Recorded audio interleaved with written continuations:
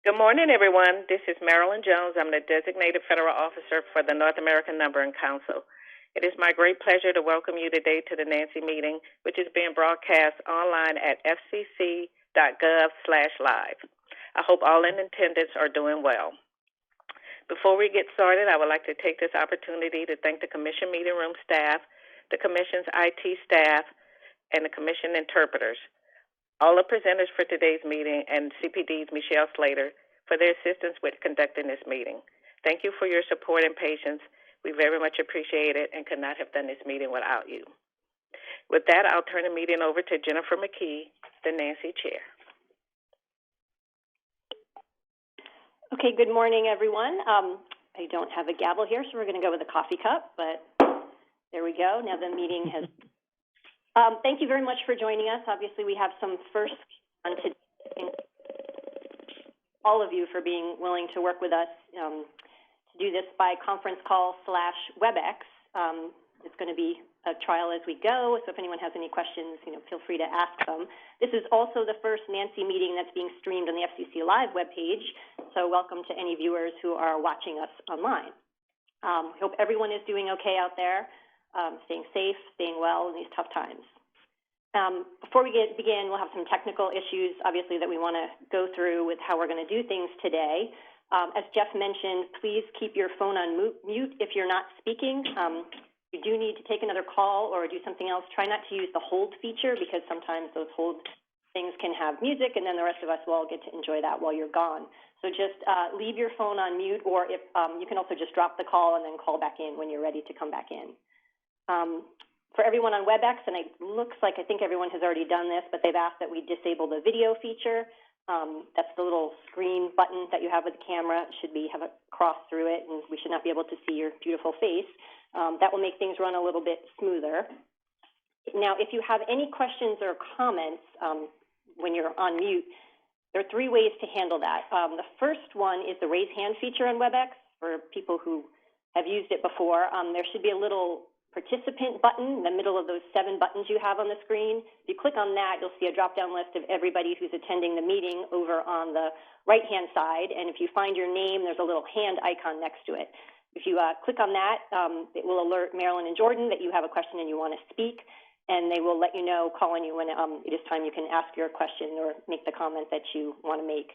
And then when you're done, you just unclick the hand, put it back down, and we can do it that way. If that doesn't work, or if you're having issues with that, there's also a chat feature on WebEx. It's the little bubble icon next to the blue person. If you click on that, you can send a message to Marilyn, and she will get that. It just goes to Marilyn, so she will read it aloud for the rest of us. And then finally, if you're not able to get either of those to work, you can always just unmute your phone. This is obviously going to be a little bit more difficult to control, so if you do that, just make sure you identify who you are, since we're not going to be able to tell. And then make sure that you use mute again when you're done speaking. So that's the way it's going to work in terms of questions. So what will happen is Marilyn and I will call on whoever is going to be presenting, or when it's time for any of you to ask your questions.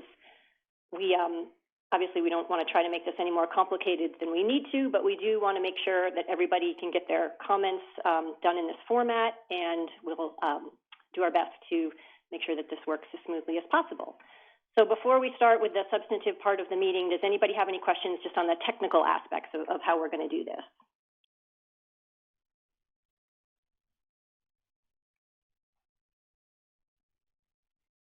Okay, Marilyn, Jordan, we're all good? Yes, thank you. Okay, great. So also for members of the public, they went out, there was a request for people to submit their comments through the FCC's electronic comment filing system prior to the meeting, but if you didn't do that and you would like to submit questions now, you can do that by sending an email to livequestions@fcc.gov. So it's livequestions@fcc.gov. And then we will read the questions live at the public participation portion when we get to that. So now, before we start the rest of it, is there anyone, any of the NANC members that need to make any disclosures before we get started?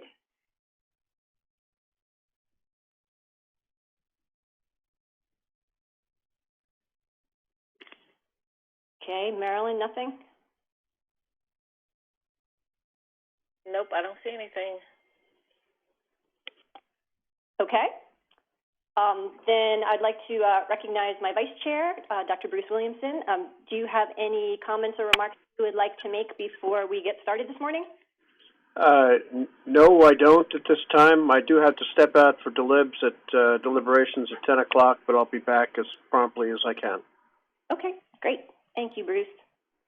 Okay, in that case, I'll turn the meeting back over to our designated federal official, Marilyn Jones, and she will take our roll. Thank you, Chair McKee.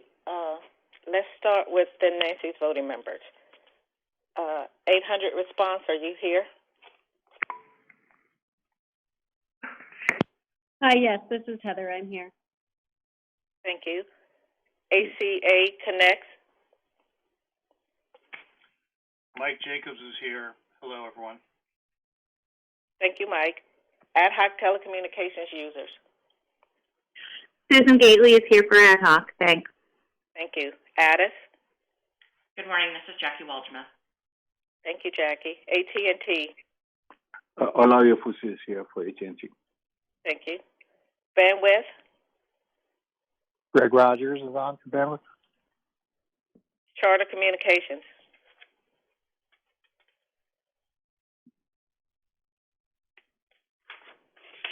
No one from Charter. Comcast. Tim Cagle is here for Comcast. Thank you, Tim. CCA. Good morning. It's Alexi Malthus for CCA. Thank you, Alexi. CTIA. Hi, it's Matt Kirst. Thank you, Matt. Google. Okay. Encompass. Yes, Chris Shipley is here. NARUC. Karen Charles Peterson, Massachusetts. Thank you. Okay. Nasuka.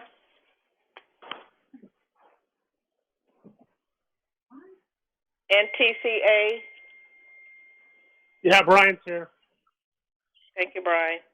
Nevada Public Utilities Commission. Hi, good morning. This is Haley. Thank you, Commissioner. Peerless Network. Good morning. This is Julie Oates. Thank you, Julie. SIP Forum. Rich Shockey's here. Thank you, Richard. Brett. Scott Fryermuth. Excuse me. Thank you, Scott. TDS. Paul Najadlo is here. Thank you, Paul. Telnex. Good morning. Sarah Helka's on. Thank you, Sarah. Twilio. Morning. Rebecca Thompson's here. Thank you, Rebecca. US Connect. Good morning. Bridget Alexander White's on. Morning, Bridget. US Telecom. Hi, good morning. It's Mike Saperstein. Morning, Mike. Verizon. Get on to just. Verizon. This is Barry Hobbins. Dana Crandall. Thank you. Marilyn, this is Barry Hobbins with Nasuka. I'm sorry I dropped off the call. I'm here. Thank you, Barry. Thank you. Vonage. Oh, Jesus.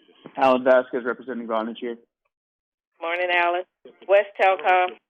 Good morning. Bob McCausland is here. Good morning, Bob. Now our non-voting members. And I need to put this. iConnective. Chris Drake is here. Morning, Chris. Somos. Berkowitz. Thank you, Ann. That concludes our roll call. Back to you, Chair McKee. Marilyn, this is Betty Sanders from Charter. Okay, Betty, got you. Thank you. Marilyn, this is Jordan. I saw a note from Craig Lemon pop up, so I don't know if he's having difficulty connecting to the bridge or not. Can you check your messages to see if he messaged you? Let's see.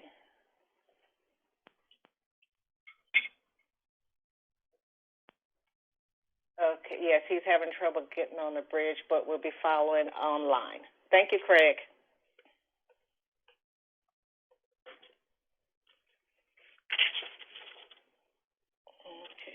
Okay, are we all set, Marilyn? Yes, thank you. Okay, thank you very much. Now we would please like to welcome Chris Monteith, the Chief of the Wireline Competition Bureau, and he is this morning with some opening remarks. So, Chris, I will turn it over to you. Good morning, Chair McKee. Thank you very much, and Vice Chair Williamson and members of the NANC. Thank you very much for joining us today in this new virtual capacity. Hopefully in the near future, we can all gather together again in person. The NANC is always so busy, and this year is certainly no exception. In July, you will vote on working group recommendations concerning a database approach for interoperable video calling and recommendations analyzing the first of its kind 833 toll-free auction and the IP LRN solution for nationwide number portability. In September, the Call Authentication Trust Anchor Working Group will provide recommendations on important issues surrounding the implementation of the Trace Act and the STIR-Shaken protocol. Additionally, the Numbering Administration Oversight Working Group continues its crucial contract oversight work and will provide a report on the billing and collection fund size estimate and contribution factor in July. While I'm always grateful for your hard work and dedication as members of the NANC, I am uniquely grateful at this time that each of you have made time for the meeting and the work of the Council, notwithstanding the challenging circumstances created by the COVID-19 pandemic. We find ourselves in very uncertain times. While we physically distance to stay safe, it becomes increasingly important to find ways to connect with one another. Our communications networks and services allow us to speak with and see our loved ones, attend virtual celebrations, meet with our colleagues, seek advice from our healthcare providers, obtain information about local resources, and so much more. Oftentimes, the help, companionship, and critical information needed to endure this crisis is a phone call, and thus a phone number away, which is why the work that you all are continuing to do as members of the NANC is so critical. We've all had to make significant adjustments during this time, juggling work and family and the myriad of concerns that a crisis like this creates. Please know that from the FCC standpoint and from the Wireline Competition Bureau standpoint, your service and commitment to the NANC under such difficult circumstances does not go unnoticed. We are so grateful and are here to support you in your work. If there's anything that we can do to assist you, you're in very good hands with the staff of the Wireline Competition Bureau, with Marilyn and Jordan and all of the others that are here to support the NANC. So please do not hesitate to reach out to us. I wish you the very best. Have a great meeting today, and please stay healthy and safe. I'm so looking forward to seeing all of you in person soon. Thanks, Jennifer. And with that, I'll turn it back to you. Oh, thank you very much, Chris. We really appreciate you taking the time to join us this morning, and stay safe as well. And we're looking forward to being able to see you again sometime soon, as well as hear from you.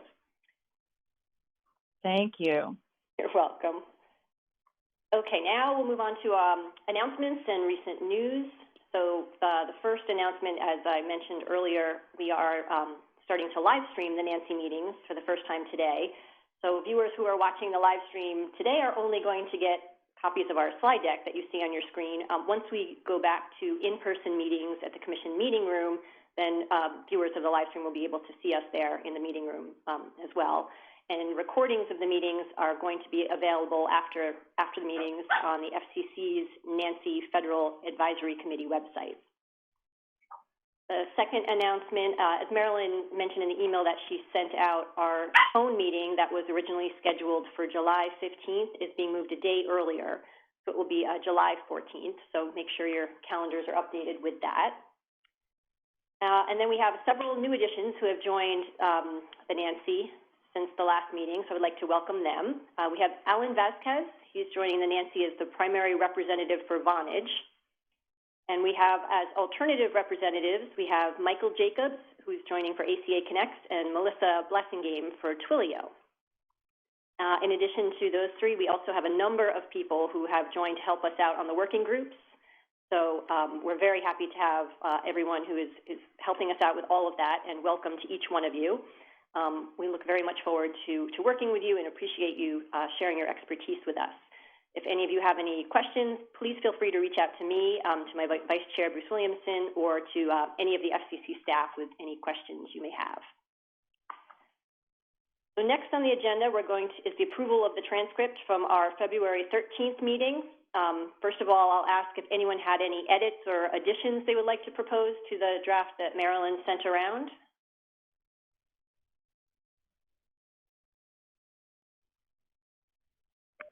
Okay.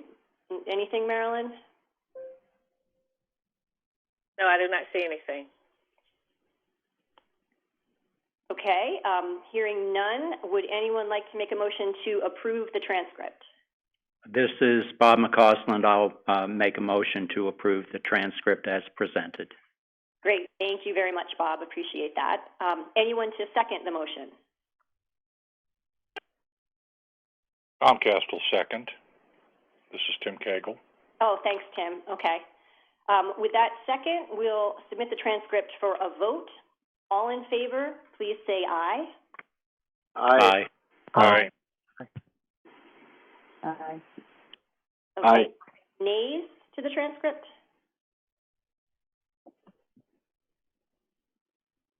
Okay, the motion to approve the transcript is approved. Thank you, everyone. Now, we will move on to a presentation on the second item. We're going to hear Matt Collins and CJ Ferraro, who are subject matter experts at the Competition Bureau, about the report and order and further notice of proposed rulemaking, which the Commission adopted on March 31st, concerning implementation of Section 6A of the TRACE Act. So, Matt and CJ, if you're ready, you can take it away. Yes, absolutely. Hi, everyone. This is DJ Ferraro. Thank you, Chair McKee.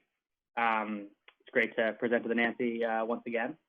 As the Chair said, I'm going to be kind of giving some background and some details on the recent March item that the Commission adopted.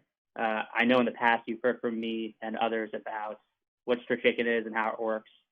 So we're going to skip a lot of that background information today and keep the focus on what the Commission recently adopted.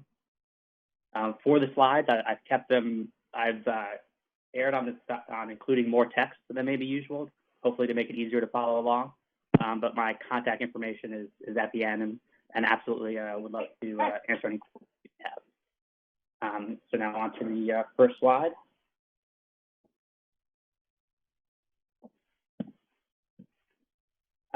Okay, so some run up to the March item. In June 2019, the Commission adopted a notice of proposed rulemaking that proposed requiring voice service providers to implement STI-GA if major providers fail to do so by the end of the year. Then in December 2019, Congress enacted the TRACE Act. The TRACE Act includes a number of provisions on call authentication and combating robocalls in general. And it included direction for the Commission to mandate implementation of STI-GA not later than 18 months after the date of enactment. Go to the next slide. So to the report and order portion of the item. So on March 31st, the Commission adopted rules that require originating and terminating voice service providers to implement STI-GA in the IP, the Internet Protocol portions of their networks by June 30th, 2021. This timeline harmonizes the congressional direction of the TRACE Act with the Commission's June 2019 notice of proposed rulemaking, and this June 2021 deadline that provides sufficient time for the Commission to enact all the exemption and extension mechanisms that are established and envisioned by the TRACE Act, and gives voice service providers enough time to gain benefit from them. On to the next slide. So as the big portion of the report and order is this implementation mandate. And so these three prongs are what the Commission envisions by that and means by that. So by implementation, the Commission first means that a voice service provider that originates a call that exclusively transits its own network must authenticate and verify the call in a way that is consistent with STI-GA. Second, a voice service provider that's originating a call that it will exchange to another provider or another intermediate provider must authenticate the caller ID information in accordance with STI-GA, and to the extent technically feasible, transmit that caller ID information with the authentication to the next provider in the call path. And third, a provider that's terminating a call with authenticated caller ID information that it receives from another provider must verify that caller ID info in accordance with STI-GA. To the next slide. So notably, I do want to point out that the report and order declined to adopt any rules regarding the display of information to customers, and it also did not impose any new regulations on the STI-GA governance structure. Yeah, the next one. Okay, so the further notice portion of this contains a number of proposals and seeks comment on further efforts to promote caller ID authentication and implementation of several sections of the TRACE Act. First, the further notice proposes to extend the implementation mandate to intermediate providers for IP calls that they pass to both terminating providers and subsequent intermediate providers. The goal being to ensure that calls benefit from STI-GA even when there's an intermediate provider in the call path, and to ensure that there's end-to-end caller ID authentication. Second, the further notice seeks comment on the burdens and barriers to implementation faced by certain categories of providers. Next slide. So third, the further notice proposes to grant an extension for compliance with the implementation mandate for certain categories of providers, specifically small voice service providers and voice service providers that materially rely on non-IP networks. Fourth, it proposes to require providers using non-IP technology, which cannot support STI-GA, to either one, upgrade their networks to IP to enable implementation, or two, to work to develop a non-IP caller ID authentication technology. Fifth, the further notice proposes to create a process by which providers may be exempt from the STI-GA implementation mandate if the Commission determines that they've reached certain benchmarks. Next slide. Next, the further notice proposes to prohibit voice service providers from imposing additional line item charges on consumer and small business subscribers for caller ID authentication. Next, it seeks comment on whether and how to address any risk of consumer confusion or competitive issues stemming from call labeling. And finally, the further notice seeks comment on whether and how to modify the Commission's policies regarding access to numbering resources to help reduce illegal robocallers access. Final slide.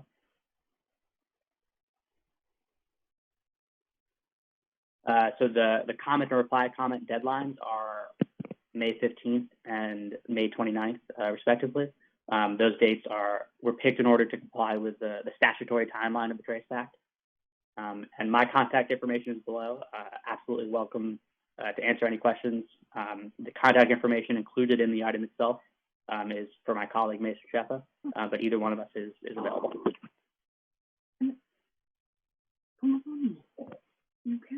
Okay, great. Thank you very much, CJ. We really appreciate that. Thank you for being with us this morning, and thank you for presenting. Did anybody have any questions for CJ before we move on?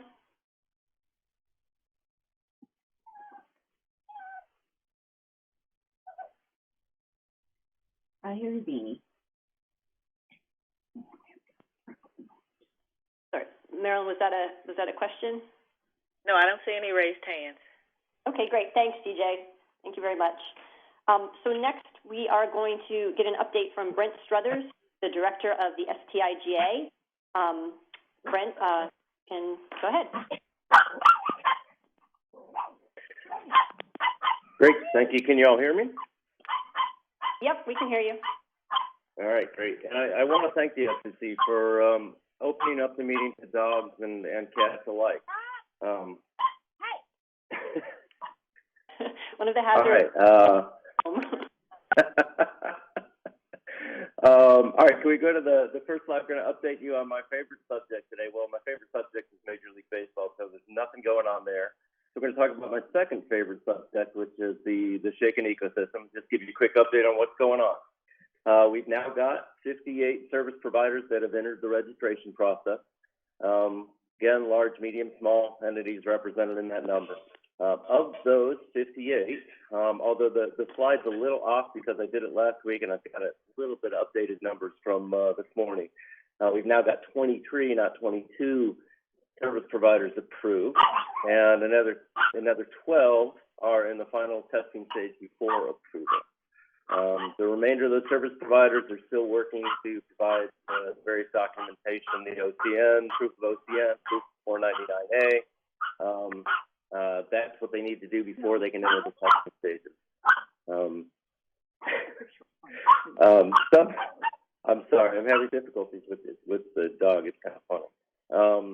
Some service providers actually have been rejected, just a few of them, because they failed to meet the criteria for access, meaning they didn't have an OCN, they hadn't filed a 499A, or they didn't have direct access to telephone numbers. So that's the state we are with the service provider registration. Can you go to the next slide, please? All right, so certification authorities. The STI-GA board released a revised version of the certificate policy. The certificate policy is the rules by which the certification authorities have to assign certificates to service providers. Certificate authorities have either provided or are working to provide new certification practice statements. Again, that's how they say they're going to implement the certificate policy. So they've got to submit revised certificate policies. They're working on that. The new policy is available on the STI-GA resources page. You've got the link right there. That's it for certification authorities. We've still got the same initial 4 that we had, but we do have a number of others who have expressed interest. In fact, they started the registration process. Of course, the biggest part of the process for certification authorities is putting together that CPS, that certification practice statement. It's a long document, and it's very detailed, so that takes a while to put together. In terms of funding, well, the board is in the process of reviewing the funding that we've received thus far, essentially kind of the halfway point of the year. To ensure no member of the board is of the STI-GA board or ADIS is made privy to the payment amounts of any individual service providers, the STI-PA provides the GA board and ADIS with only a figure for the total amounts paid and invoiced for all STs. If you remember, some of that data might be is competitively sensitive because it comes from the 499A revenue, so we want to make sure that nobody on the board, nobody at ADIS gets the actual amounts for each provider. We get an aggregate amount that the STI-PA has collected. So the board's going to use this data to determine the funding level requirement for the remainder of 2020 and use it to help educate themselves as they get ready later in the year to set the funding level requirement for 2021. So that's funding. Can you go on to the next slide, please? SCC token revocation. The STI-GA board continues to discuss the process to revoke SCC tokens for service providers that, well, they may misuse their access to the ecosystem. We expect that this will allow input from both service providers within the ecosystem as well as regulators like the FCC and FTC. The board's working on this now. We've actually gotten quite a bit of work done. We've mostly gotten through the process, but we haven't finalized it yet. A further update will be provided at future NANC meetings about the revocation process. And when it's done, it'll be posted online. Okay, the policy change request process. This is new. The board, the STI-GA board, of course, creates policy around the shaken ecosystem. The board has adopted a policy change request form to be used by any entity seeking changes to the board policy. The form can be filled out online. It's available. There's your link right there, resources page. But this can be submitted by any entity that wants to see the board make changes to its policy. The policies we're talking about are the certification policy, the SBC token access policy, and we've got a couple of other policies that are up on the STI-GA board website as well. And then you can go to the final slide, please, and that just says, are there any questions? Good morning.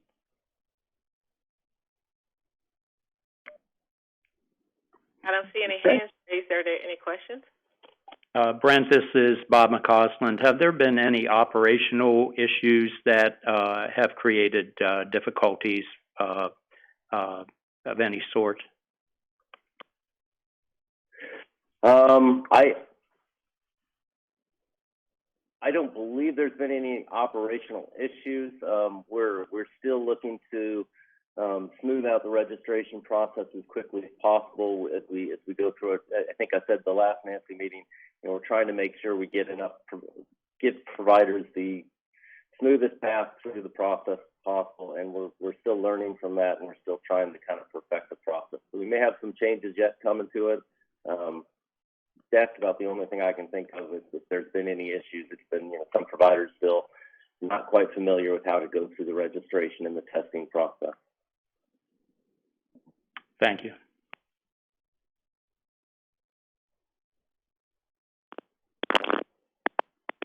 If there's no more hands or paws raised, Marilyn, it's back to you. Okay, thank you, Brett. Next on our agenda, we're going to hear from Teresa Patton, who is the co-chair of the North American Portability Bank LLC. Teresa, I'll turn the presentation over to you. Okay, thank you very much. So first, I'd like to start by thanking iConnective for their continuous service and support during this time. The staff and NPAC system performance has maintained their high standards throughout. In regards to the NPAC user satisfaction survey, in February, the 2019 user satisfaction survey results were provided to the NAPM. iConnective received 815 user responses, and the average score was 4.16 out of 5, indicating that customers are very satisfied with the NPAC services, and all area ratings increased from the previous year's survey. The annual failover exercise was held on February 22nd and 23rd of this year, and the final report will be issued later in May. In regards to upcoming NPAC releases, Release 4.5 is currently available for user testing. The production upgrade will begin the weekend of July 26th and finish August 9th. Release 5.0 will be available for all user testing in early August, and the release will be flash cut across all NPAC regions on October 25th. An extended maintenance window to support the upgrade for the flash cut was approved and will be midnight Central Time until 11 a.m. Central Time. If all systems are brought up early, the NPAC will send an industry notification letting users know the maintenance window did end. And finally, working in partnership with iConnective, the NAPM's Contract Implementation Committee reviewed 4 findings reports for PTRS users to validate their need for NPAC data access. Any questions?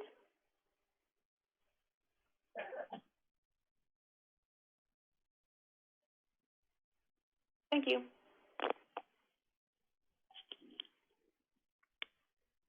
Okay, Marilyn, were there any questions? Nope, I did not see any hands raised. Okay, great. Thank you very much, Teresa. We appreciate that. Next, we're supposed to be scheduled for a break, but we're a little ahead of schedule. So the next up of Betty, Bob, and Phil, if you guys are ready, we could go on to your presentation if that's all right. Morning. This is Phil Lindsay with CenturyLink, and I'll be presenting on behalf of the NAOWG. Myself and Betty Sanders with Charter and Bob McCausland with Intrado Communications are the co-chairs of the group. And then we have the SEC liaisons, Michelle Slater, Merva Charles, and Karen Schroeder. Go to the next slide, please. Okay. So one of the functions of the NAOWG is to oversee the vendor contracts for the number administration. The activities that we've engaged with over the last, since the last NANC meeting are listed here. We do the monthly reviews of the BNC agents and the NAMPA and PA contracts. And then we are in the midst of, as we normally do each year, developing the contribution factor and or reviewing at least the contribution factor development and ensuring that we have all the elements necessary and included in that development. And then we have a bridge contract extension and the LNP oversight forum establishment, as well as some efforts that we completed on the reassigned numbers database. So I'd like to move to the next slide, please. Okay, our area of scope of responsibility, as I indicated, is the oversight of the number administration, and that also includes number portability administration. The contracts that we oversee are with, there are 3 of them, the billing and collections agents, that is managed by Welch, the North American Numbering Administration, and pooling administration, which are both managed by Somos. Would you like to move to the next slide, please? Thank you. So for contract status for the NAMPA and the PA, we're in the midst of a bridge contract until there is a RFP developed and awarded. The updated status for this NANC meeting is that the SEC did approve both of the additional 3-month extensions for both the NAMPA and the PA, which will take us through October of 2020. The BNC agent, of course, that the contract was awarded back in 2018 and is under a 5-year contract. So I'd like to move to the next slide, please. The contribution factor. So as I indicated earlier, we're in the midst of developing what that is going to look like. We had some preliminary meetings as of last week that we reviewed in our monthly meeting, and we'll have those firmed up by the end of this month, which should be easily provided to the NANC by the June 15th date, which will be about a month before the July 15th, which is now, I believe, the July 14th date. So that should not be a problem to meet that change in date either. So we move on to the next slide, please. Number portability. So this has been kind of a challenge for, I think, the environment that we're in right now with the new charter. Is the NAOWG is an oversight group, and we're trying to reconcile how the number portability effort is going to continue under the NAOWG. We're in the midst, and we're kind of, I'd say, in the close to final stages in solidifying kind of the process to how that will work going forward. So there's still some things that need to be accomplished, but for the most part, we are on track to have that important function maintained under the NAOWG. So if you can go to the next slide, please. Okay, the reassigned numbers database. As folks are aware on this call, we've gone through a vote in January and in February, which basically completed the work of the reassigned numbers database effort with the technical requirements and the cost and pricing structure. But this is just essentially a timeline, kind of a high level of some of the accomplishments that were established since the last NANC meeting. So we move to slide 8, please. Okay, so the Number Administration Oversight Working Group or the NAOWG is made up of multiple service providers and representatives from regulators. And so this is kind of the list of those entities here. If you want to move to the next slide, please. And then our future meetings are pre-scheduled.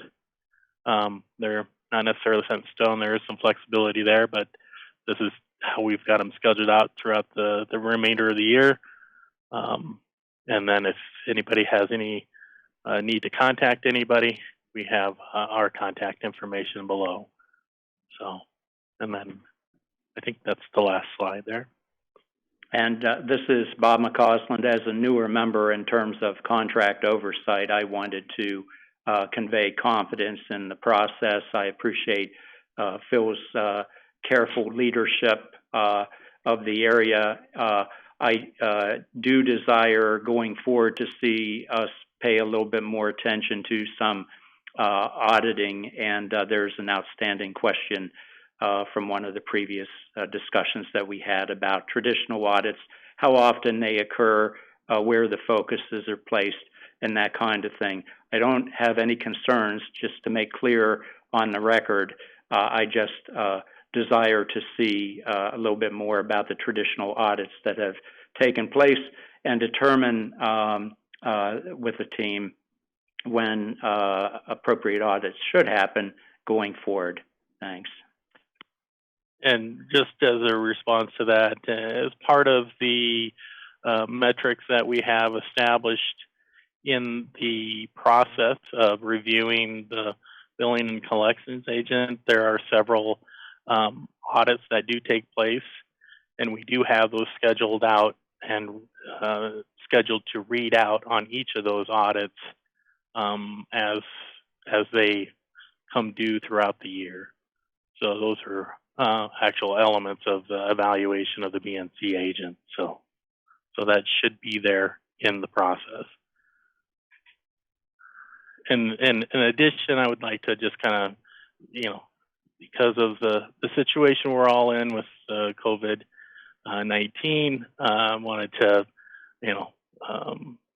acknowledge the NAMPA PA SOMOS for the efforts they've done. I know they've been doing several expedites and activities to help healthcare industry, things like that, to get additional numbering resources, things like that, to accommodate the additional demand on those healthcare networks. And so I just would like to kind of acknowledge that, and that it's been almost seamless, even though there's been some significant efforts taken place. It's very transparent, I think, to the public, and I think even to the commission, that that things have run so smoothly that there hasn't been any need for escalation or anything like that in order for extraordinary demands that have been required on, like, numbering resources and flexibility for getting those resources to the right places. So thank you. Okay, great. Thank you very much, Phil and Bob. Are there any questions that have come in, Marilyn? Do not see any hands raised. Okay, great. So thank you again, and I appreciate all the time and thought you've gone into all of the oversight functions for the working group after the recent restructuring of that. We appreciate that a lot. So next up, we are going to hear from Susan Gately and Julie Ost, who are co-chairs for the Toll-Free Assignment Modernization Working Group. They will provide a status report on the group's analysis of the 833 auction. That Nancy is scheduled to vote on the finished report at our next July 14th meeting. So I will turn the call over to the co-chairs. Good morning, everyone. This is Julie Ost, and I come to you from the rainy Chicago area. I hope that everyone is doing well, and I appreciate everyone's patience, and I appreciate actually that this isn't a video. I have made it out of my pajamas, but I'm just saying, I'm glad there's no video. Susan Gately and I have the pleasure of working with a great group of folks on the toll-free modernization, or I'll just call it TPAM, working group.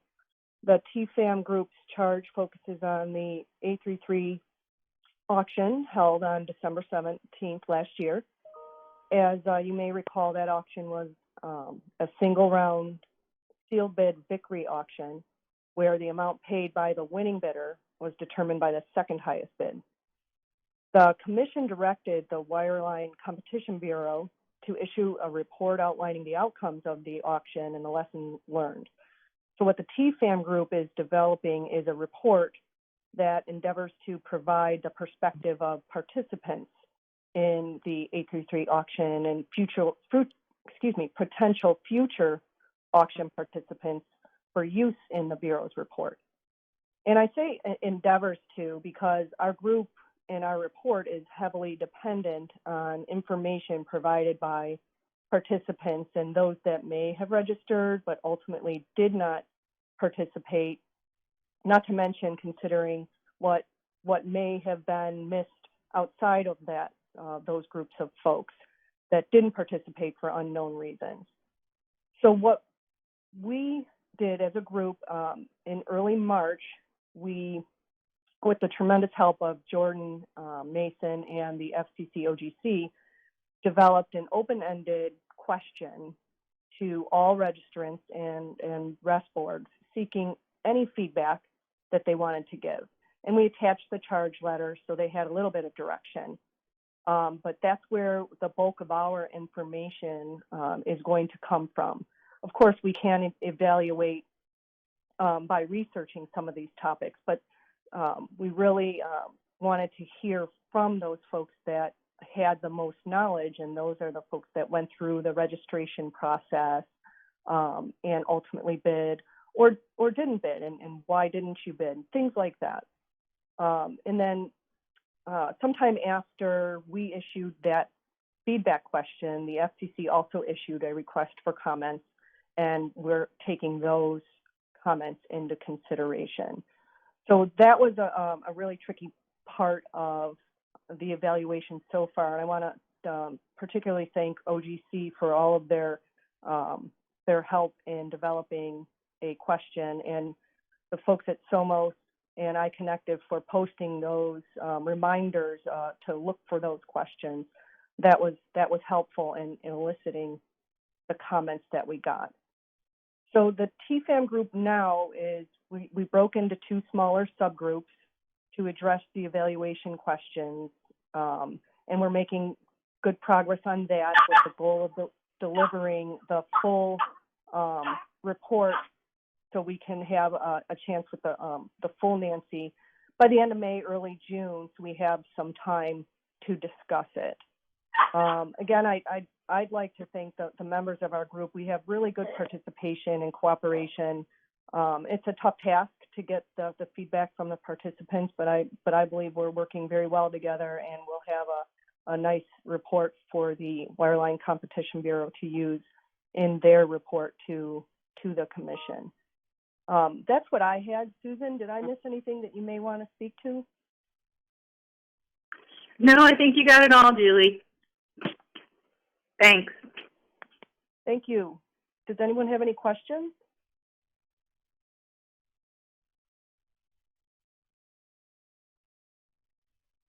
I don't see any hands raised on my end, but can I just take the opportunity to remind everyone to mute your phones when you're not presenting? Thank you. Thanks, everyone. I appreciate it. Have a great day. Thank you very much, Julie. We appreciate the presentation and also the hard work of this group. I know you've got a very tight timeline with the deadline for the July meeting, so thank you very much for working so diligently, and we look forward to reviewing the report. Next up, we have the co-chairs from the Nationwide Number Portability Working Group, Bridget Alexander White and Phil Lindsay, who will provide a status report on the group's analysis of the Internet Protocol Local Routing Number, or the IPLRN solution. The final report is due July 28th. So, co-chairs, if you're ready, the call is yours. Thank you. This is Bridget Alexander White with US Connect, and along with Phil Lindsay at CenturyLink, we are the co-chairs for the NNP working group. The FCC liaisons that have been a tremendous help to us have been Janice Gorin and Jesse Godwin. You could move the slide, please. So I won't bore you all with reading this morning because I'm sure you've all read through this and think our report is fantastic as it is, but I will go through some of the highlighted points. Our mission as directed by the FCC is that we've been charged with, is that a question coming in? Okay. Charged with developing more specific recommendations regarding the Internet Protocol local routing number, the IPLRN solution for NNP. So our report, as stated earlier, we have the NANC report due by June 28th, 2020, and our final report hopefully will go to the Wireline Competition Bureau by July 29th. Next slide, please. So our directives that we were given by the NANC chair were to analyze the likely effects of the IPLRN solution, including interconnection, carrier expenses, consumer expectations regarding toll charges, and state and federal tariffs for retail and wholesale services. Next slide, please. Also, a path forward to implement the solution, including recommendations as to the necessary steps, the time for each step, and whether or not commercial solutions can serve as a substitute for the smaller carriers. Also, we were to determine whether the solution should be modified in light of any new developments since the report was issued, and as well as address some objections and concerns in the minority report that accompanied the previous report. Next slide, please. So the working group initially had meetings each week for an hour.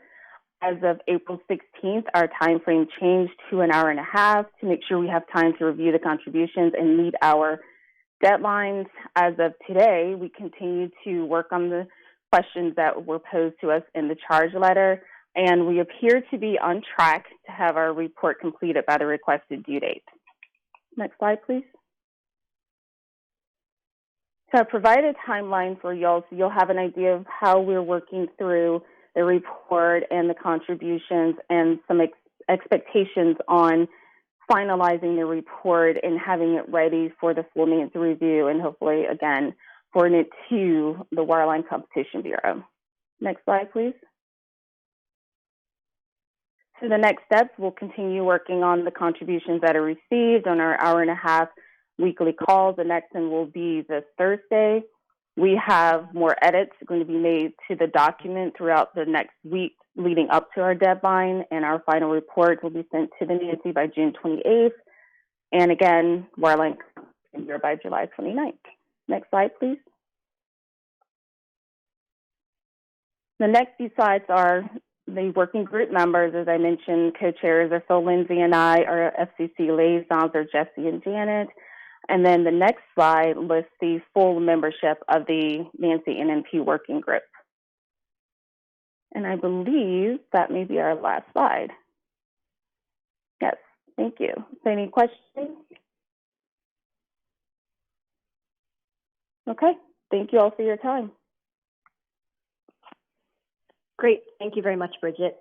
Marilyn, anything come in on the chat? No, nothing on the chat, no hands raised. Okay. Okay, great. Thank you very much, Bridget. Obviously, this group is doing a lot of hard work, and we look forward to seeing the report. So thanks again. Thank you.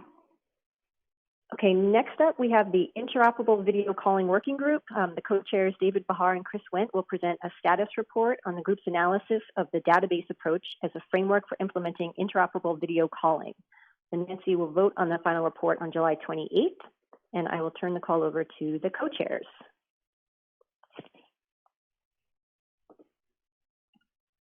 Hi, good morning. This is David Bahar, and I am one of the co-chairs for the working group. First of all, I want to thank you for the opportunity to present this morning on our progress in putting together our report in accordance with the mandate that was given to the working group. Chris Wendt is my co-chair, and he works for Comcast. He is also on the call with us this morning.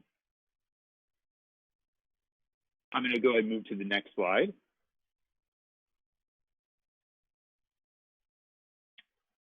This displays our group members. I already introduced Chris Wentz, who's a co-chair. Of course, we've got a plethora of members from both private industry as well as some technical experts in both video relay service as well as some technical advisors who serve. The previous co-chair, Matt Gerst, is also serving on the working group again, this time as a member. And everybody has been fantastic, have been very committed with providing their time on a weekly basis for a 2-hour meeting for us to continue to make progress on the work that we were given. I'll move on to the next slide.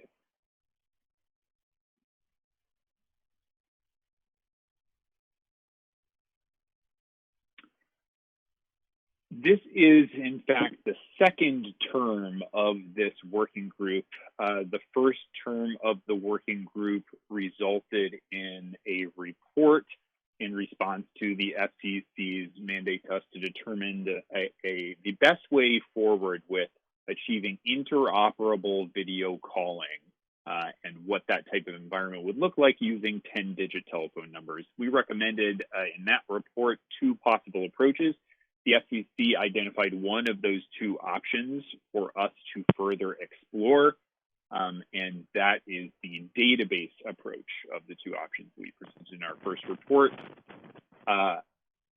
Our work to date has explored how to facilitate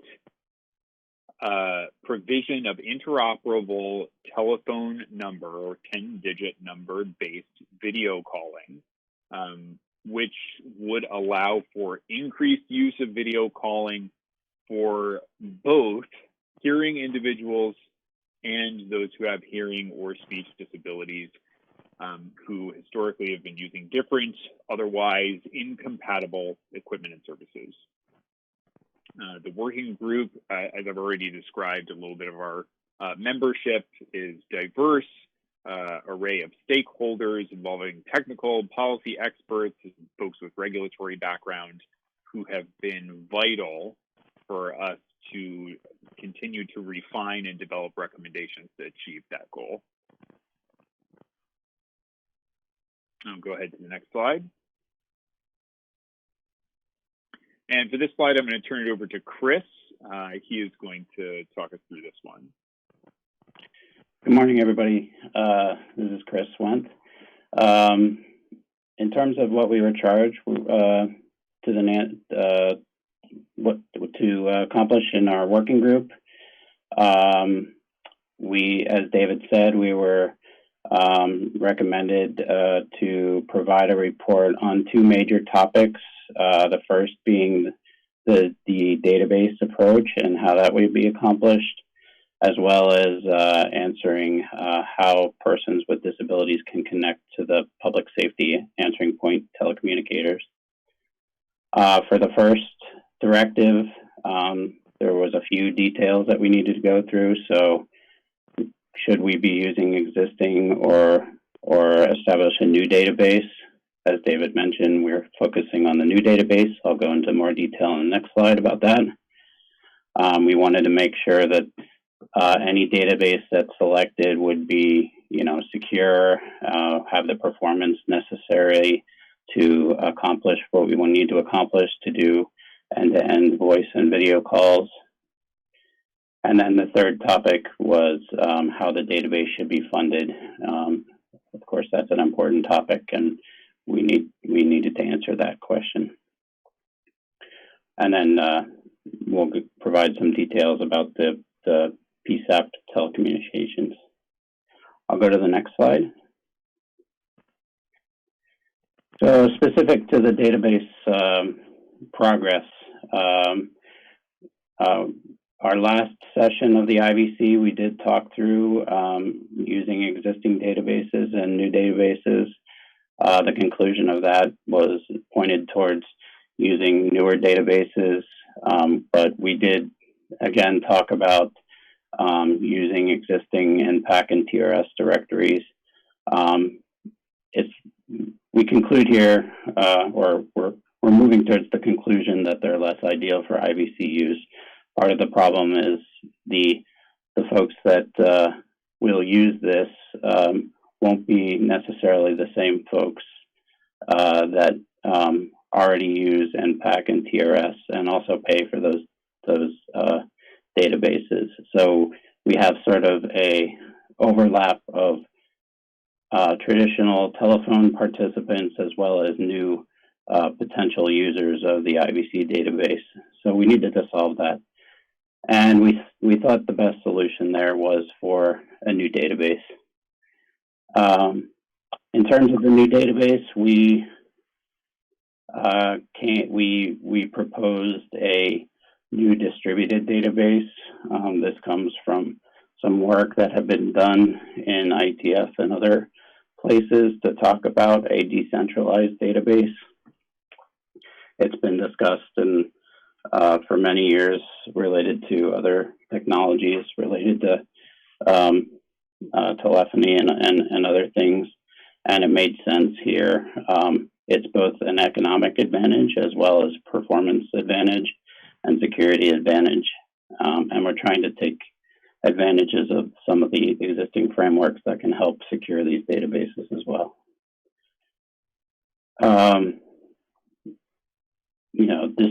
Distributing the information in a real-time fashion has a lot of advantages. So, you can send the data in real time to local copies that every participant can store locally, manage the data themselves, make sure it scales to whatever scale they need. So lots of great advantages to this approach. We identified a bunch of requirements in terms of the security, and we're going to be adding to those. Access to the data obviously must be controlled and secured. We think that is achievable with the approach that's been brought together already, but we will obviously study that more as time goes on. One other great thing that we're taking advantage of is in terms of the security of the database and the governance. We're adapting a model that we use in the STI-GA governance authority. So we've created a new term of the IVC governance authority, which similarly to the STI-GA will be comprised of different IVC providers and representatives that can, similar to how we did in the STI-GA world, determine the funding model necessary for costs and governance and policies as well. So great reuse of models that we've seen work already. I'm going to hand it back to David for the next page.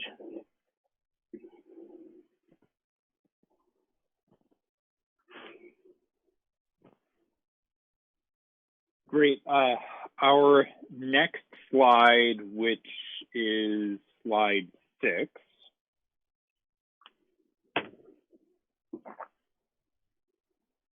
In formulating our response to the second part of the FCC's charge to the working group, that being to evaluate the technical and operational feasibility of interoperating with telecommunications relay services, we determined that direct connections to PSAPs, telecommunicators in public safety answering points, would require those PSAPs to support next generation or NG911 technology. The rationale behind this is that PSAP has to be able to support IP communication protocols in order to be able to accept direct video, and NG911 adheres to certain standards in the I3, NENA I3 standard in particular, which also is inclusive of support for a number of different types of media, like two-way video communication. That is a really critical piece of allowing for direct video calling to these PSAPs. several approaches can be utilized to enable support for VRS, is Video Relay Service, or IP Relay, or Caption Telephone Service, or other different forms of interpreter support in interoperable video calling environments, including an approach very similar to what the EAAC, the Emergency Access Advisory Committee, had proposed in 2012 and 2013, specifically in that case for 911 calling. However, that model could also be used to apply to any calls that need a communication assistant. So essentially what would happen in that type of call situation is that the system would behave in a way where the deaf or hard of hearing relay user who is initiating a call to 911 is going to reach 911 first.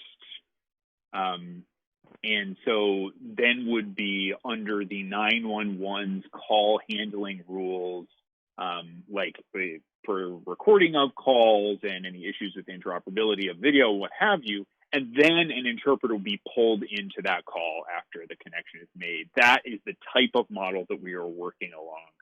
And the EAAC recommended a model like that with very, very similar functionality. And I think that we are on a very solid path here. I'll pass it off to Chris for the last slide.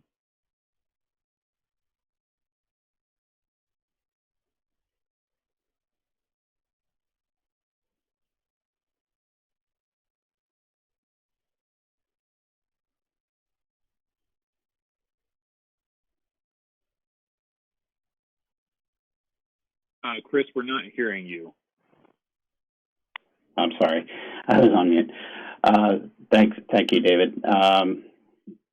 So for next steps, we'll obviously continue to meet on a weekly basis. We've made a lot of progress on a lot of identifying a lot of the use cases. We have basic call flows for most of those, so we understand what the dependencies of the database are in terms of, the information that needs to be put in them. And we're going to continue to, as much as possible, develop all the requirements that are needed for anticipated, standards work to provide the ultimate definition of how the database and other dependencies like signaling and media dependencies will take shape. And anticipating a report with a lot of great information to the NANC on June 28th. At this point, I guess I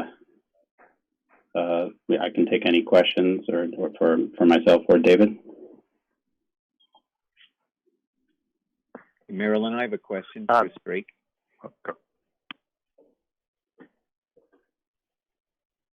Yes, go ahead, Chris. Actually, just maybe a couple of questions, Chris. So the reference to NPAC and ITRS being older technology, were you aware that the LMPA was built fresh in 2018 and ITRS in 2019? Because I would not have coined them older given what we did when we constructed those. So is that something your team was aware of? Well, yeah, maybe the word older is not necessarily appropriate. The decision actually was made more from the perspective of who is actually using those databases and the accessibility to those databases required. And then, ultimately really, everything boils down to how it's being funded. And the current funding model for both of those databases is not necessarily compatible in terms of the participants that would be required to pay for those resources. So at the end of the day, sure I can, maybe we should remove the older technology. But the real decision point was more the latter points I had made about who's participating in the IVC ecosystem, which is a completely different, not completely different, a subset of traditional telephony, as well as probably many new over-the-top providers that will be interested in providing IVC technologies. Yeah, so that point is well made. Definitely, we have a broader set of stakeholders. Will the report actually express the criteria for funding and governance, and then identify the shortcomings of the existing things and the longcomings of a new model? Because so far we haven't seen any real criteria on the table that goes with that phrase that follows the technology one. So is that a plan by the June 28th report? I think we sort of envision that the report will be similar to what we did in CATA, where we recommended the governance that will provide some guidelines on how it should be set up and maybe some guidelines on funding. But the bulk of the work would be the responsibility of the governance, because we're at a little bit early stage to have everything finalized in terms of dependencies. So I think we just want to set the model at this point, and then we'll move forward, with a similar, once the technologies are all ready to go and there's standards in place, then, the governance can decide at that point what the appropriate dollars and how that's paid for and percentages and, similar process as before. If it seemed to work pretty well for STI-GA, we think it can work for this model as well. Chris? I understand. Chris, this is Rich Shockey. Have you given any consideration on how many years it would actually take to develop the protocols and the architecture of a new distributed database? So distributed databases are very commonly used for many things today. The hope is that we adopt as many of those as possible. Surely you're not talking about Hyperledger. No, I hope not. But we haven't gotten to that point yet. We should make it as straightforward as possible and work as existing distributed databases do. We're also, if I go another level deeper, planning to use a similar PKI model where records are signed themselves, given the authority of the governance. So very similar to STI-GA as well, that participants will be able to sign each record and therefore prove their association with a telephone number in the database. So I think it's a pretty straightforward model. Hopefully it shouldn't take much time. There is some discussion that has to happen on the signaling that will happen and the media, but there's also standards either that exist or well on their way that we can support there. So I'm hoping that won't be a long process. I think it's just a matter of bringing it all together. I certainly don't, Chris, I certainly don't have an issue with, the media is straightforward, especially in terms of a SIP invite. And but this has now come up, it's now 3 times that in the NANC, we have a number of processes going on that are going to require some form of telephone number to URI translation at some point in time. The first problem that we've got is clearly implementing STI-GA, where we need to find a point of interconnection. Okay. We know that the current system that is out there, which is voluntary, is not scaling very well, and at some particular point in time, interconnection is going to be the critical issue in STI-GA adoption, number one.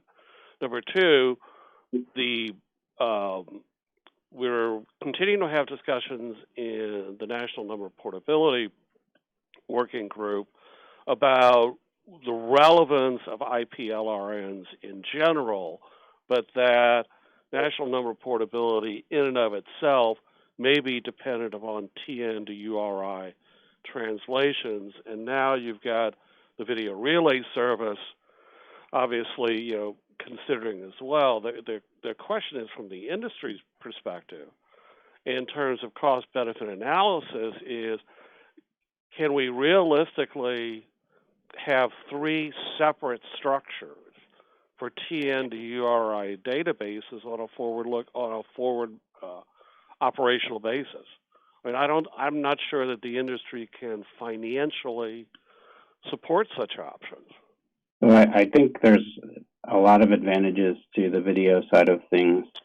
Video inherently is over the top. Like, media works best when it goes directly.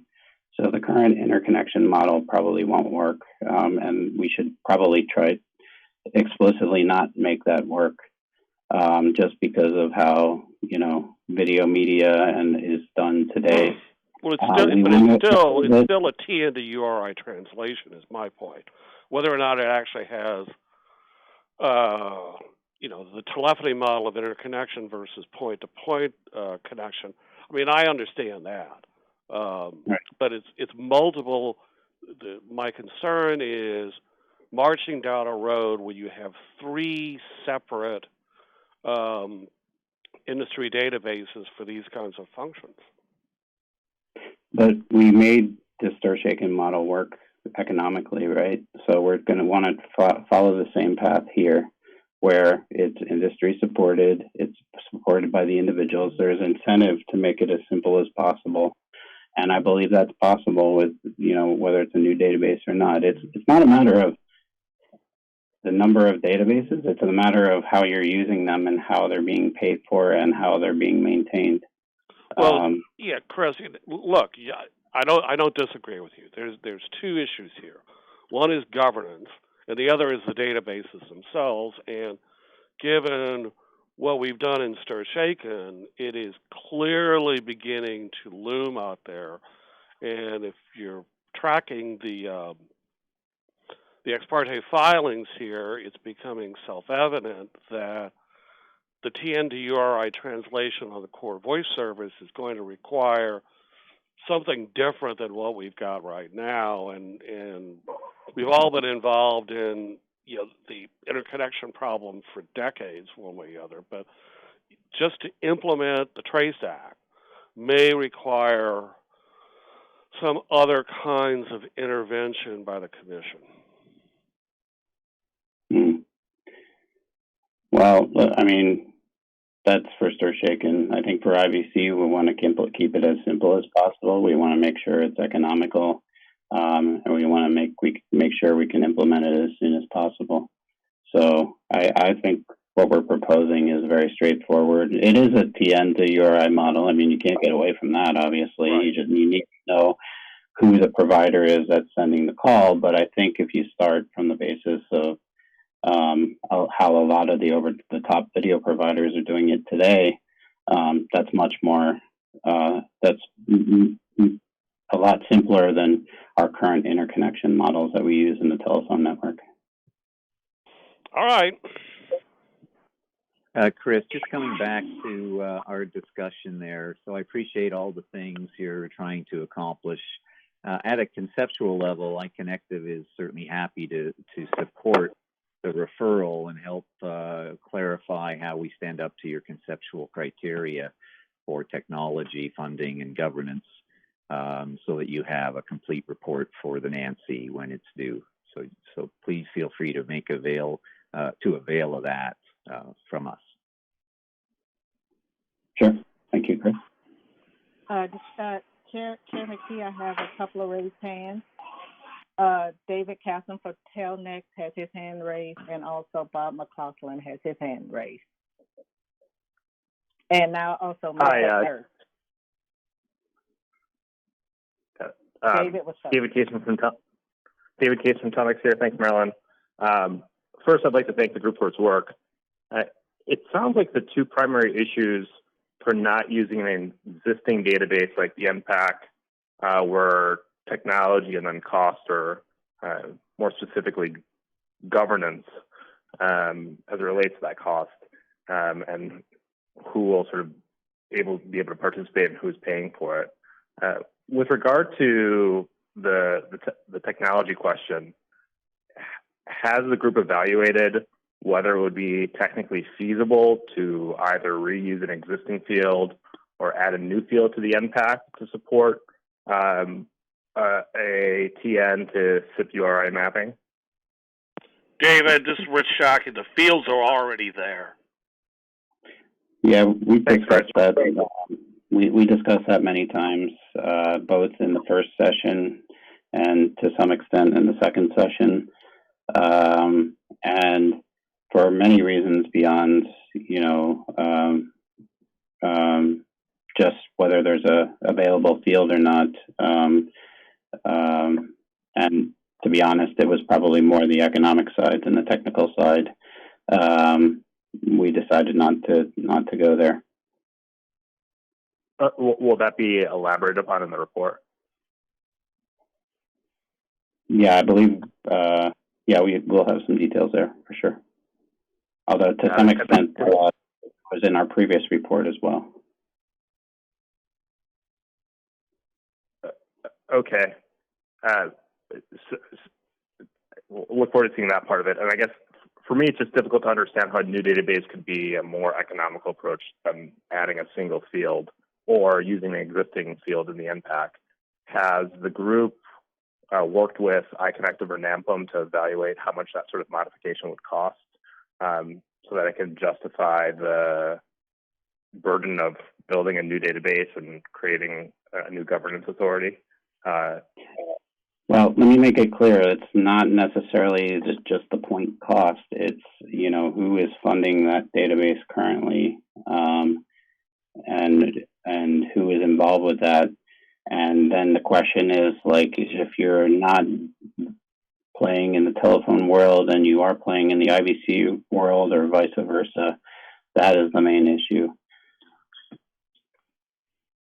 So you're suggesting that the reason that the group has decided to build a new database was because it had concerns around the funding, not whether or not the existing solutions could technically accomplish the work, or whether Well, there's also a technical advantage to the new model. It's more real time. You're being pushed the information.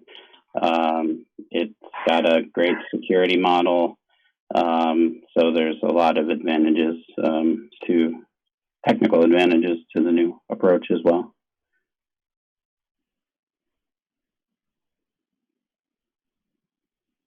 Sure, but it seems like I understand that there's going to be benefits associated with using a new technology, but I think the concern is, can you justify those benefits with the additional cost associated with those benefits, and whether the industry or other participants are willing to pay for a new security model or something being more real time. And I just want to make sure that all that is clarified clearly in the report made available to the NANC. The great thing about the cost is the centralized funded costs should be very minimal. The cost is more, on the local side where you'd have to build a database anyways to manage this video information. So that's the great thing about distributed databases. The responsibility is local for fitting the sizing and the technology that you prefer inside your local network. So lots of advantages from this approach. Sure, but at the same time there are things that you trade off in order to get that benefit of having a local database that has to work with others, right? Which is, you sort of trade off the interoperability and having to make sure that all the participants have a system that is ultimately compatible. Yeah, but if you run a video service, you need a database anyway, right? It's really I agree. But this has to do with making a number. it's an economic choice if you want to run a video service or not to begin with, and this would be part of that cost.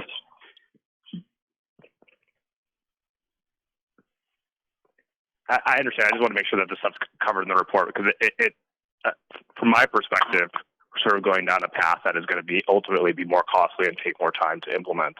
And so it'll take, so those two things should be justified by making sure that the existing databases that are available today to the industry, and certainly to folks outside of the industry, you can participate as a PTRS and get access to the NPEC that way, or there could be some other new model created before going down that route, making sure that, well, we understand what we're getting ourselves into, and making sure that's detailed clearly in the report. That's the only ask that we would have. Yeah, that's good feedback. We will definitely cover the advantages, both from an economic and technical perspective, of why this makes sense for a new ecosystem. Thanks, David. Bob McCausland, you were next. Thank you, Marilyn, David, and Chris, and Matt, and team. I echo David Kasem and thanking you for your persistence.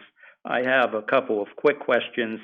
One is, have there been any recent fundamental changes to the operational landscape of existing video calling service providers, particularly any that may impact the potential for future interoperability?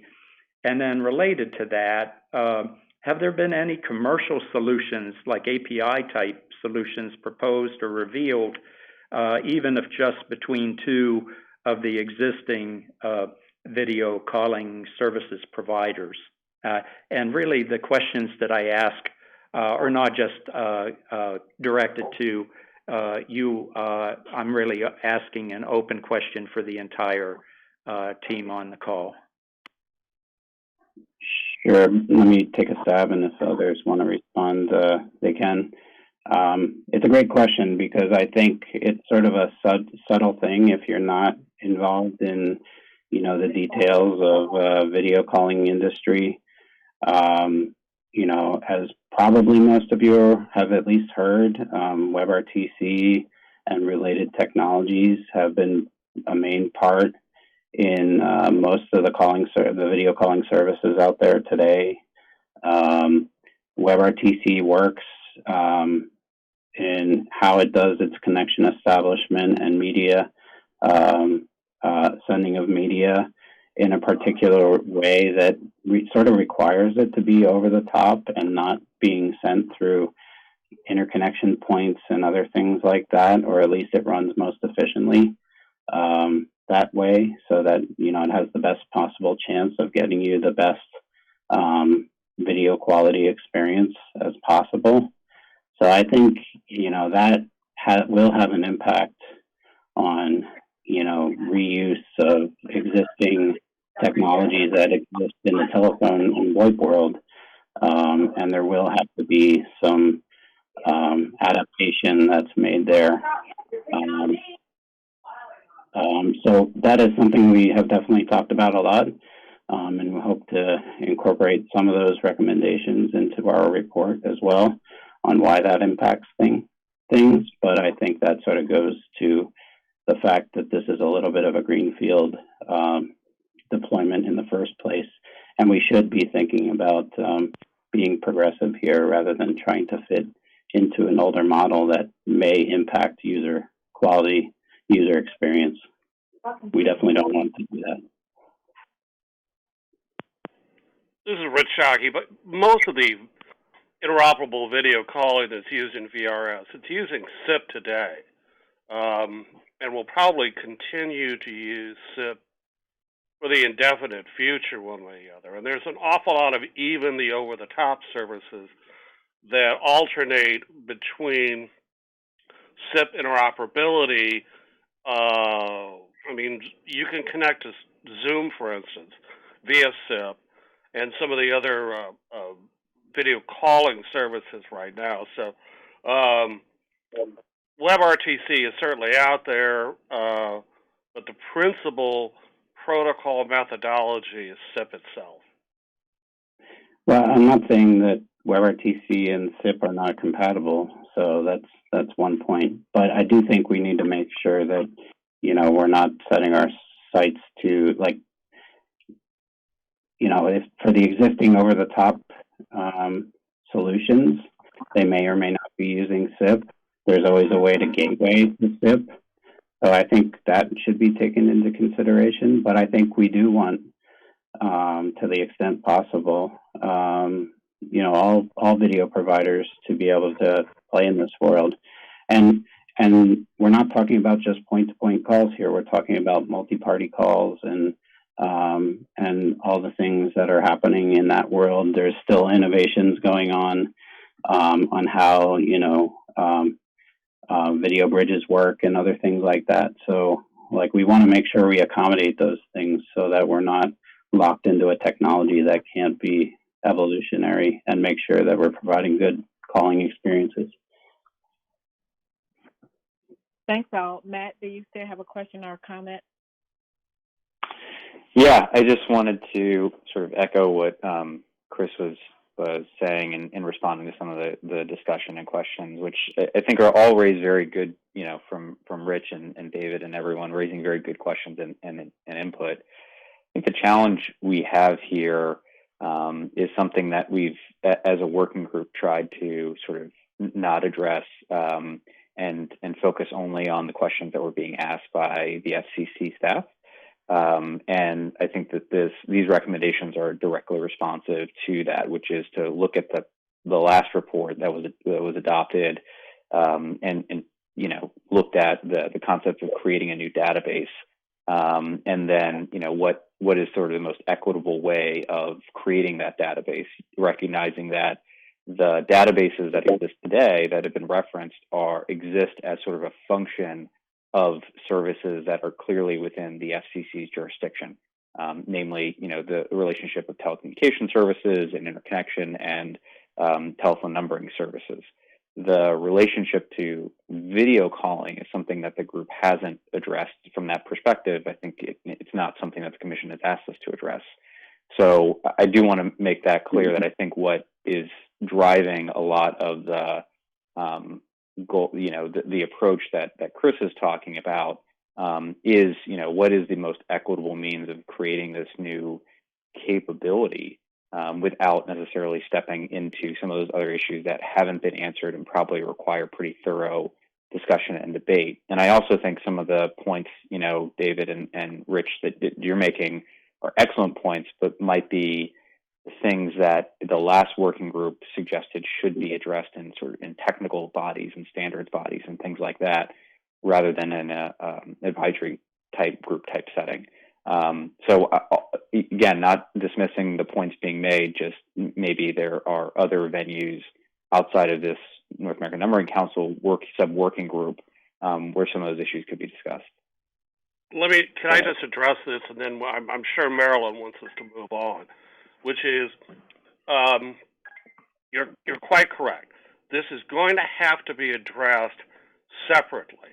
And the question that I and several other people have is, can we address video calling and implementation of the TRACE Act and national number portability without revisiting the entire issue of the technology transitions docket, which may well be required at this particular point in time to resolve the overriding database issues?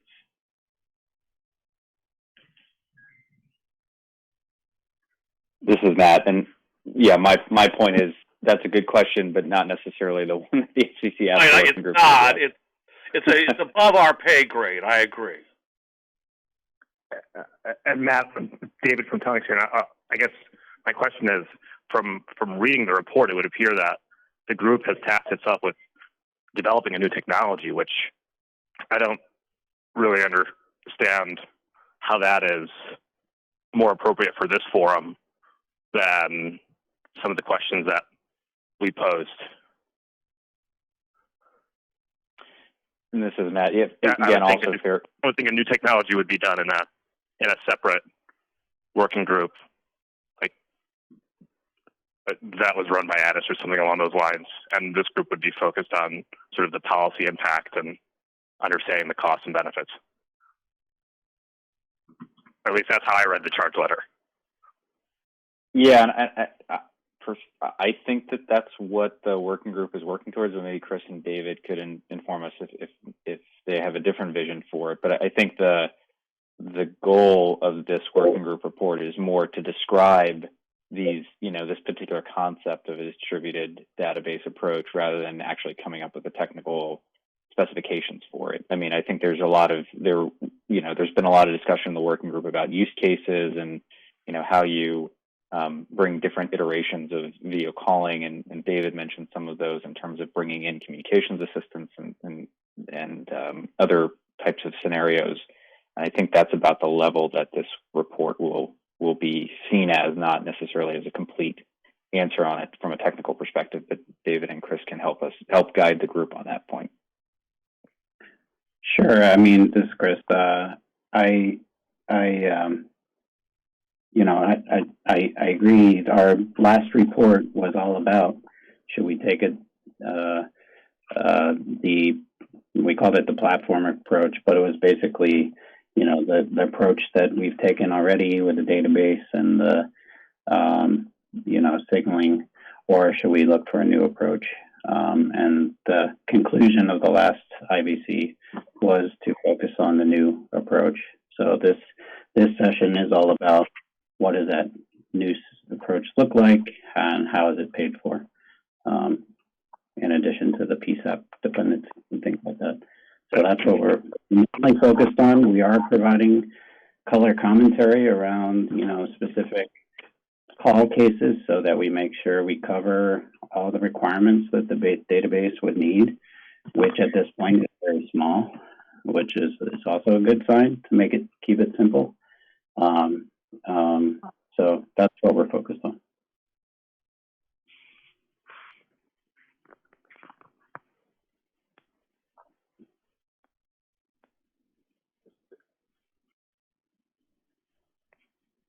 Thanks all. Okay, Marilyn, did we have any more questions? No, I do not see any other raised hands. Okay, great. Thank you. Well, thank you very much, David and Chris, for that presentation. Thanks for the great discussion. We look forward to seeing the final report when you present it to us for our July 28th meeting. We're going to be quite busy in July, it looks like, so that will be good. So we blew past the part in the agenda where we were supposed to take a 15-minute break.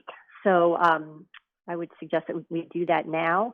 The phone bridge will stay open and the WebEx will stay open as well while we do this. But if you want to drop off, you can, drop off of the call and then just call back into that same number to rejoin the audio bridge. So we will take a 15-minute break and we will reconvene at 11:25, and then we'll hear from the CATA working group. Okay, so thanks everybody.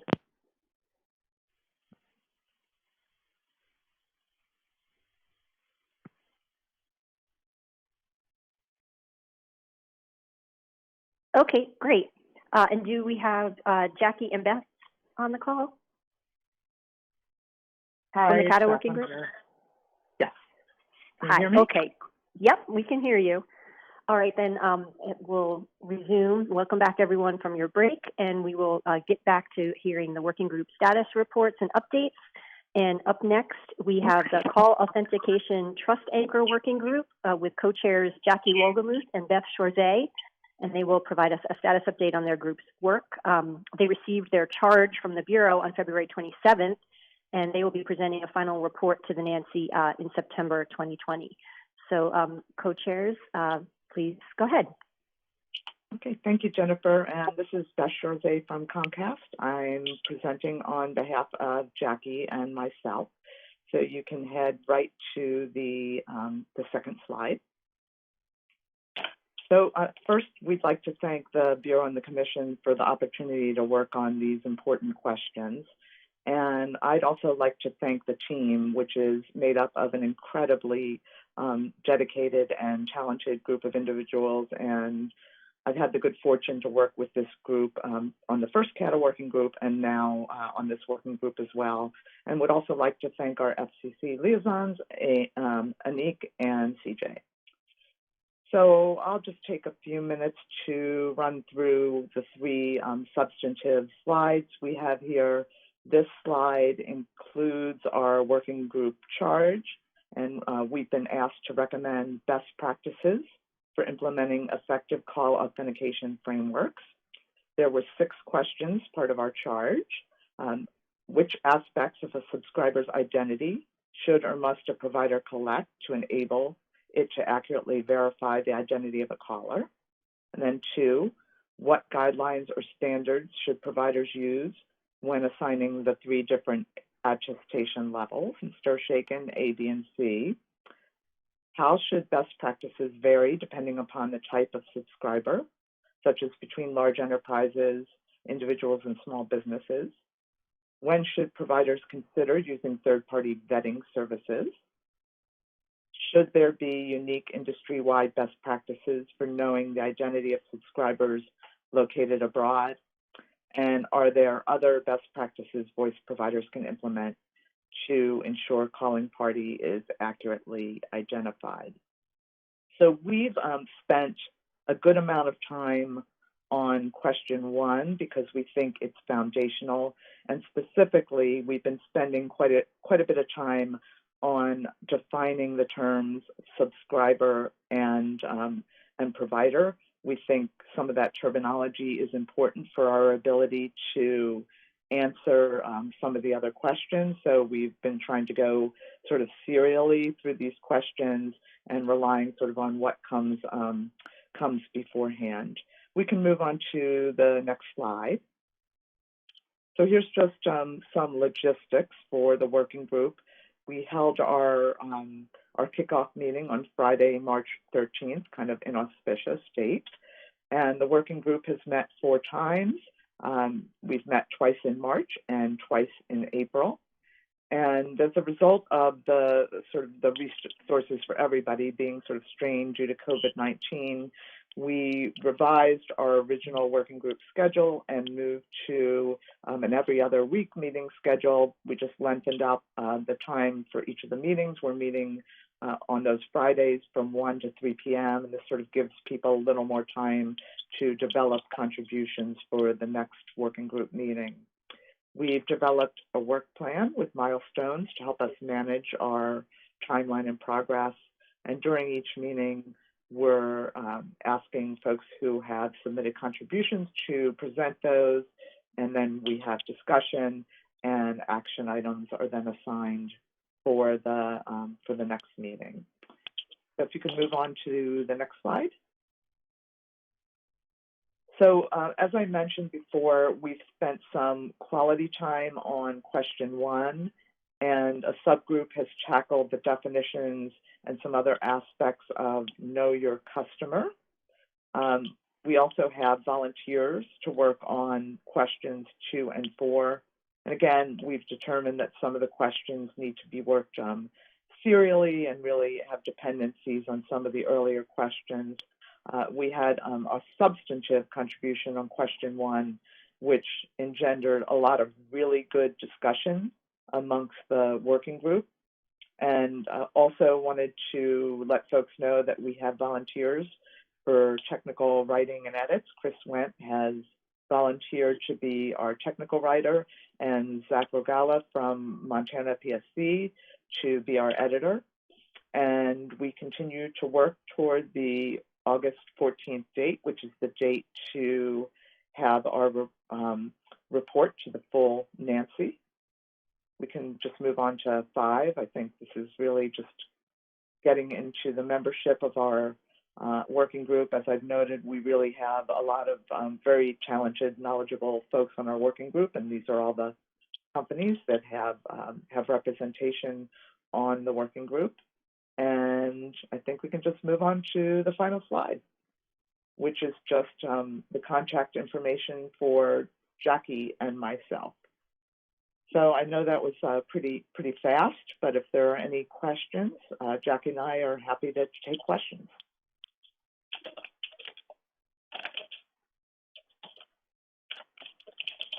Okay, Marilyn, have any questions come in? I see David Kaysen, but that may be from the IVC presentation. David, do Yep, you no, have it's any my questions? IVC. Okay, I don't. thank you. Okay, no one else? No one else. Okay, great. Thank you very much, Beth. We appreciate that and all the hard work that your group is putting in on this. And that concludes the working group presentations for our May meeting. I just wanted to thank all of the working groups and the participants for all of the hard work you have been doing and that you are continuing to do, even in light of what's going on with the virus and the particularly trying times we are in right now. Your work is as always, is very greatly appreciated.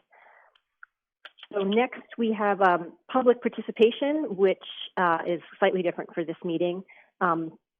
When the public notice went out on March 19th, members of the public were asked to file any comments that they have through the electronic comment filing system. So Marilyn, do we have any comments that were filed in that way? This is Michelle Slater. No, we have no comments filed on the docket. Oh, great. Okay, thanks very much, Michelle. Okay, and then also, in addition to the filing through the ECFS, as I mentioned at the beginning of the meeting, we had an email address for people to submit any questions that might come up as the meeting is ongoing, and that was questions that would be emailed to livequestions@fcc.gov. Michelle, were there any email questions that came in? Yes, there was an email question from Monica Hogan, Associate Editor, Communications Daily, in the context of the STI-GA context. She asked, what happens when a provider is rejected?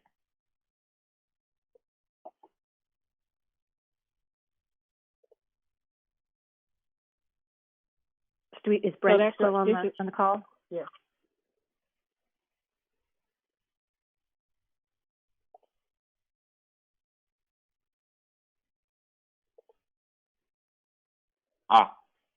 Hello, this is Brent Struthers with STI-GA. Can you hear me? Yes, we can hear you now, Brent. Thank you. Great. Sorry about that. Yeah, we've thus far we've only had 3 providers that have been rejected. 2 of them actually withdrew their application, and the other one was told that they didn't have the proper information to qualify for an SBC token access, and they were rejected and never replied. So what happens when they're rejected?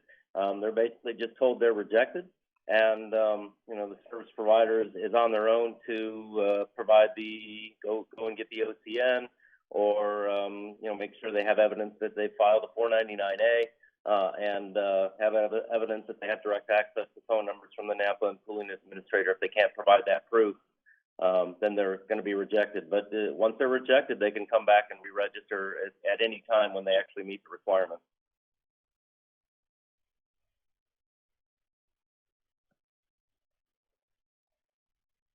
Okay, great. Thank you very much, Brent. Was there anything else, Michelle? Yes, there was another question, or 2 questions from Mary Jane, and I probably will say her name incorrectly, but Monsivias. And she asked, first question was, will future NANC meetings be available to the public? I don't know if she means in this context this way or the way we normally do it, but all the NANC meetings are available to the public in general. So I don't know if you want to expound on that, Marilyn. Yes, the NANC meetings are going to be available through the public on our website at fcc.gov/live. So the meeting we're recording today is going to be archived and available on our NANC webpage.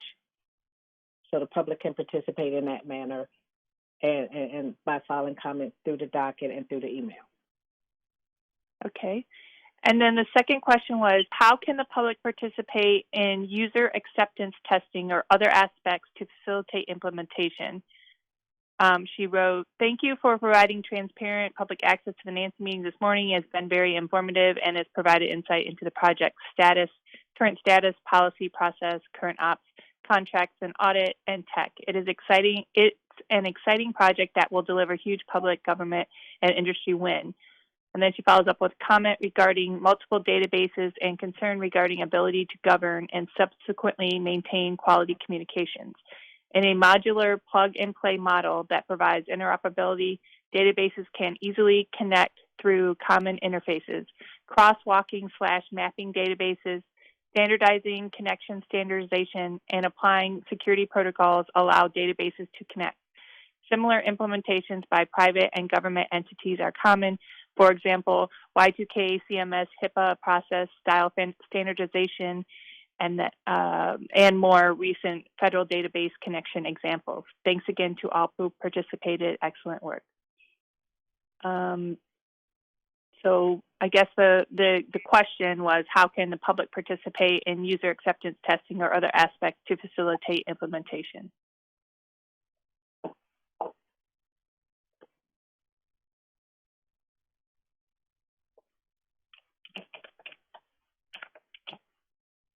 Implementation of, did she? No, I don't know exactly which. Just in response to the IVC maybe presentation, where they were talking about the different databases. Yeah, probably. For David and Chris. This is Chris. I'm sorry, could you read that one more time? Apologize. How can the public participate in user acceptance testing or other aspects to facilitate implementation? I would say we're not close to that point at this part. We're not that close at this point for those things. I'm not sure exactly how to answer that until the services are made available. Did the person that asked the question maybe clarify that a little bit? Mary Jane, if you're still on the call, can you send a follow-up question or statement?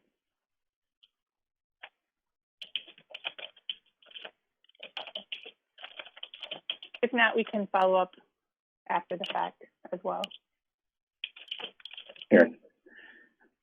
Please, yeah, no, happy to answer the question in other forums as well. Okay, thank you. And there were no other public comments or questions. Okay, thank you. Thank you very much, Michelle. Mm-hmm. Okay, so the last thing on our agenda today, do any of the NANC members have any other business that they wish to address at this time?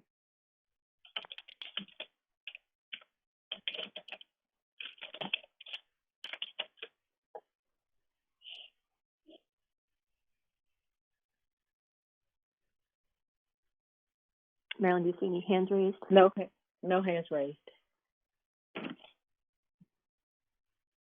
Okay, seeing no other business then, I just want to remind everyone that the next NANC meeting is going to be the phone-only meeting on July 14th, 2 p.m., and it is scheduled to go for about 2 hours. And also as a reminder to the working groups, any items that the full NANC needs to vote on have to be to the council and the commission 30 days before, so it's a one-day date change for anything due for that July 14th call. They're now going to be due on June 14th. So to my Vice Chair, Bruce, is there anything that you would like to add at this point? Not at this time. Okay, great. Thank you very much, Bruce. Marilyn, anything else from the commission before we adjourn? I'd just like to thank everyone for their patience and support. And if you have any best practices, just let Jordan and I know. Thank you all. Great. Thank you very much, Marilyn. And thank you to everyone else. So thank you very much for your time and for participating in this meeting today. Please stay safe. And with that, the meeting is adjourned. Thank you. Thank you.